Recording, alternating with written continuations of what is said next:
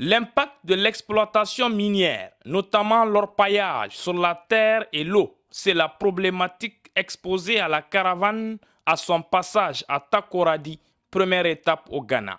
Le maire Nana Yeboah a souhaité la bienvenue aux caravaniers avant de préciser que sa localité est une zone propice à l'agriculture et au tourisme où la paix et la sécurité y règnent. C'est un honneur pour la société civile locale d'accueillir toutes ces filles et tous ces fils de l'Afrique pour partager avec elles les difficultés des communautés paysannes dans l'Est ghanéen qui souffrent de pollution, déforestation et dégradation des terres liées à la pratique de l'orpaillage. Yeah, very excited about it, and especially seeing our brothers and sisters coming all the way from Senegal, through Gambie, la Côte d'Ivoire, all those. Il est très content parce que quand il a vu tous les pays voisins sont venus ensemble pour l'aide des jeunes, il est content pour ça.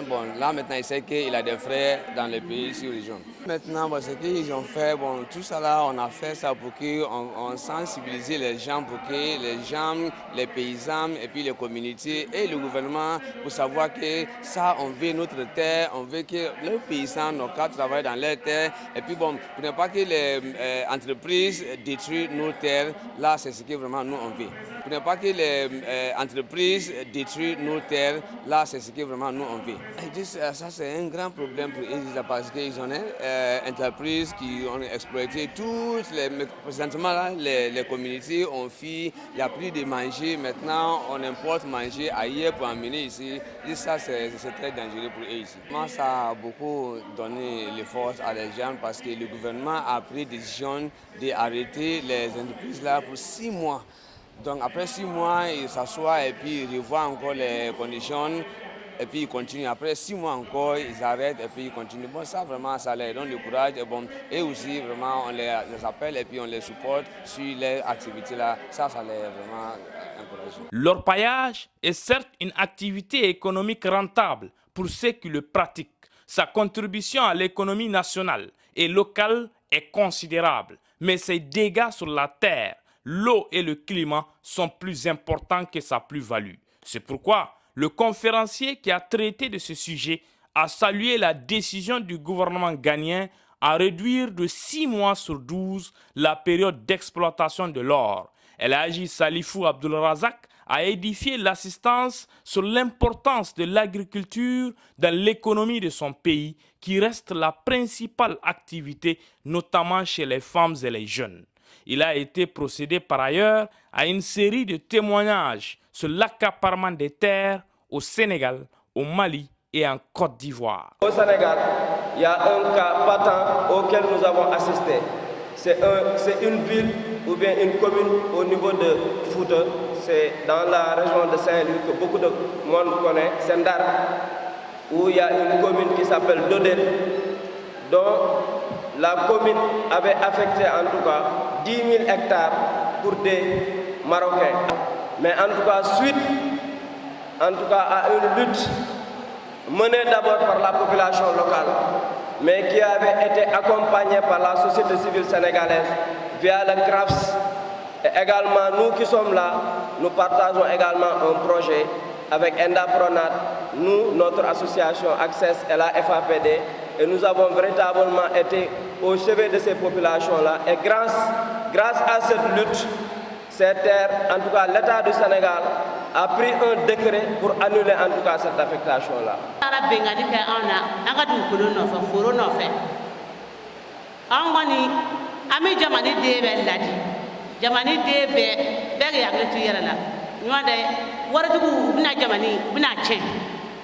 Ok, elle dit qu'il y a un gros investisseur du nom de Modibo Keïta qui sont partis leur accaparer leurs terres par la force.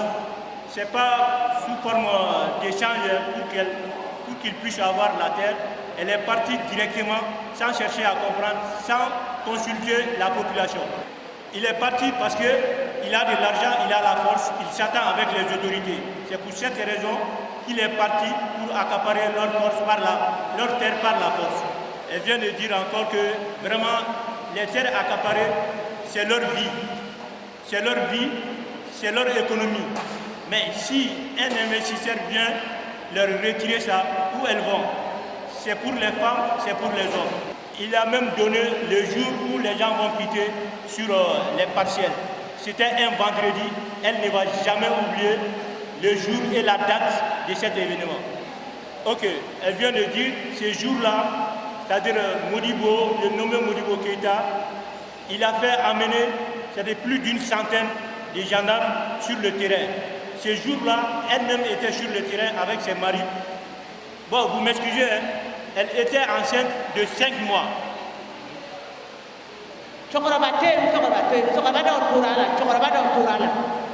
Et les gendarmes aussi n'ont pas cherché à comprendre et s'est mis à bâchonner, c'est-à-dire la population. Ce jour-là, elle était enceinte et elle a eu des avortements. Vraiment, c'était un jour inoubliable.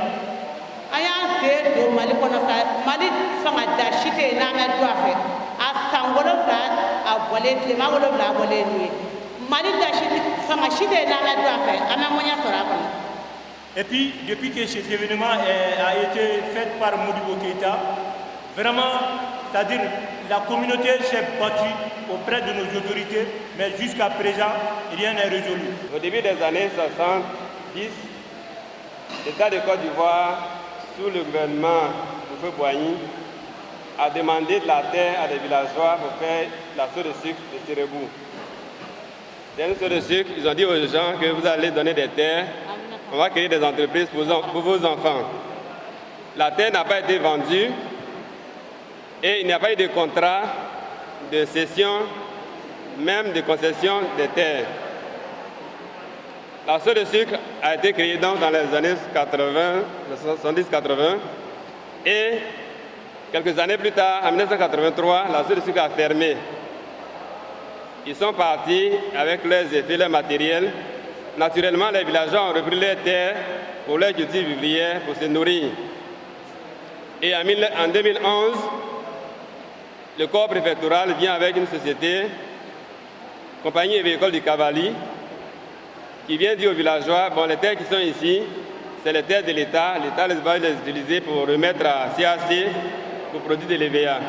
Enfin, cerise sur le gâteau, c'est avec des pas de danse, dans une ambiance festive, que la caravane a pris congé de ses hôtes à Takoradi pour faire cap sur Accra ce mercredi 21 novembre 2010.